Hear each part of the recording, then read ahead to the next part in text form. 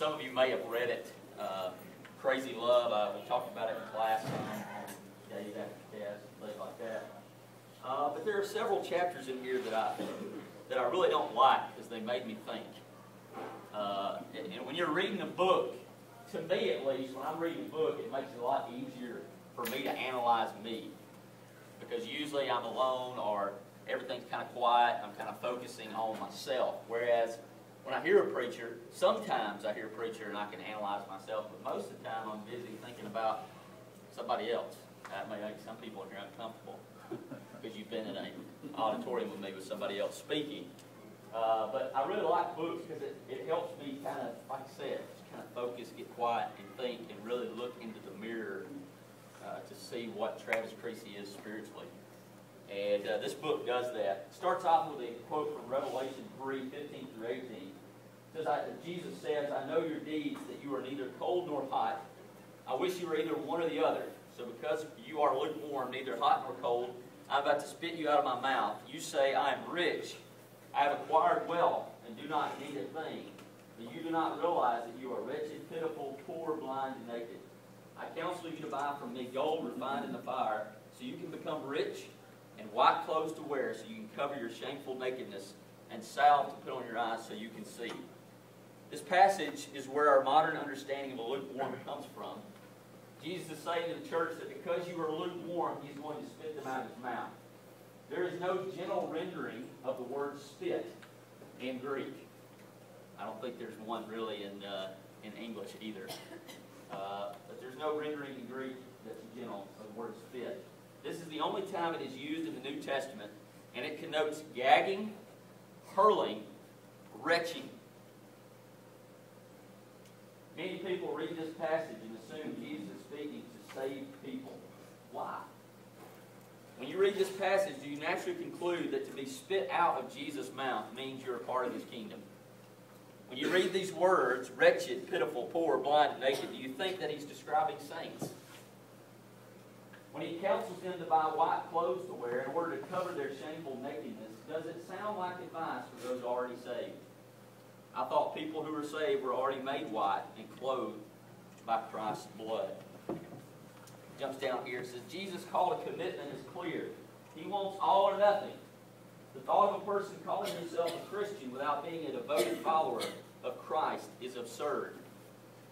But please don't take my word for it. Read it yourselves. For years I struggled with the parable of the soils.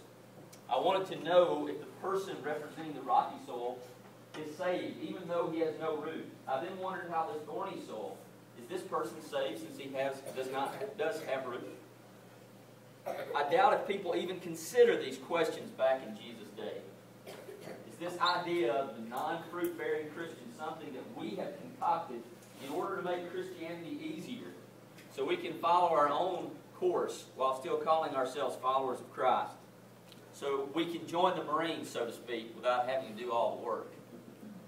Jesus' intention in this parable was to compare the only good soil to the ones that were not legitimate alternatives.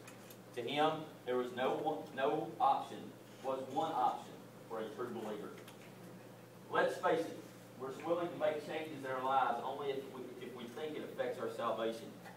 This is why I have so many people ask me questions like, can I divorce my wife and still go to heaven?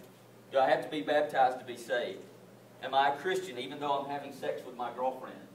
If I commit suicide, can I still go to heaven? If I'm ashamed to talk about Christ, is He really going to deny knowing me? To me, these questions are tragic because they reveal much about the state of our hearts. They demonstrate that our concern is more about going to heaven than loving the King. Jesus said, if you love me, you will obey what I command.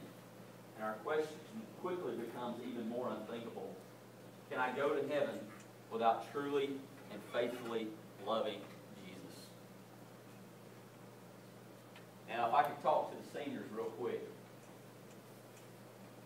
In just a few weeks, most of you, they're not going to be somebody standing over your shoulder and making sure you're doing the right thing. And then the question quickly becomes, why do you do what you do? The question to all of you is, why do you do what you do? Now, the reward of going to heaven is awesome. being scared of going to hell is an awesome thing. But at some point, you've got to mature to the point that why you do what you do is because you love Jesus so much, you can't help it. Because you'll have people who rationalize everything. I can do a pretty good job of rationalizing things that I do that are outside of God's law. Because I take time to spend trying to figure it out. The world will tell you that it's okay to do certain things and that Jesus is okay with it. But guys, the only way you're going to know is to use the lines of communication. To pray to Him every day, every moment that you have. To read His Word. To study to find out what it says. There's nothing greater. We get caught up in so many things. We want to be the best at so many things.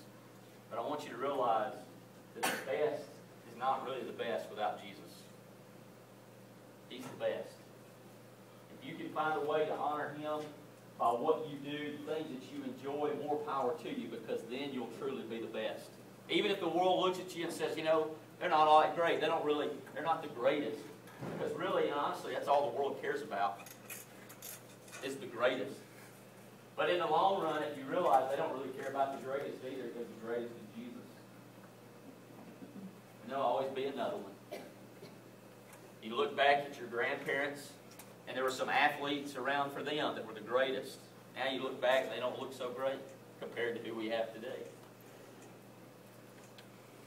You all have people that you look up to, whether you know them personally or not, but they're all going to go away.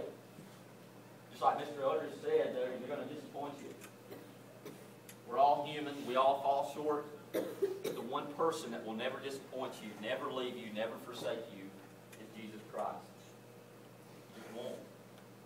Even when you're at your worst point, even when you feel like you're completely alone in the world, some of you may feel that way right now. In a room full of your peers, you feel so alone and so lost that you don't know what to do. And all I can do is plead with you to turn to Jesus. It may be something that you struggle with for the rest of your life. But Jesus has told us He's overcome the world and He'll never forsake you. I know people in the world who struggle with temptations to do some of the worst things you can imagine. And the only way they get through it is because they know that Jesus will never forsake them. I try to be their friend, but I can't understand. I try to be their brother to Christ, but I really can't understand. I pray for them, tell them they can call me anytime they want. But the only way they make it is because their salvation is secure in Jesus Christ. Romans 8:1. For there is no condemnation in Christ Jesus. You guys deal with peer pressure every day. You're judged based on whatever people want to judge, whatever they want to pick out. If you get tangled up in that web, you'll run yourself crazy. But what a release. Jesus said, He said, bring me your burdens. Come to me if you're heavy laden. I will give you rest. He said, don't be tangled up in what the world wants to judge you by. Because I've already removed judgment. None of us will be able to stand up for the other on the day of judgment.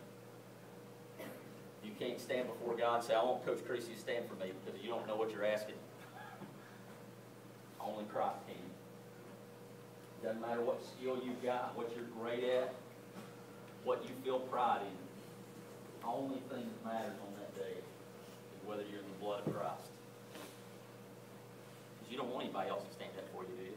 You don't want to stand on your own. Trust me. If you don't understand that, let me tell you, take me at my word. You don't want to have to stand up for yourself. Christ